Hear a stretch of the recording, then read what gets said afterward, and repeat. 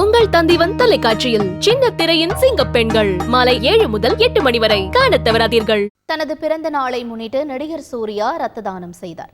ரசிகர்களைப் போலவே ஒவ்வொரு ஆண்டும் தானும் ரத்த தானம் செய்ய உள்ளேன் என கடந்த ஆண்டு எடுத்துக்கொண்ட உறுதிமொழியினை நிறைவேற்றும் விதமாக நடிகர் சூர்யா தன் பிறந்த நாளை முன்னிட்டு ரத்த தானம் செய்துள்ளார். மேலும் வடசென்னை சூர்யா நற்பணி மன்றம் மூலம் ரத்த தானம் செய்ய முன் வந்தவர்களை வீடியோ கால் மூலம் சூர்யா பாராட்டினார்.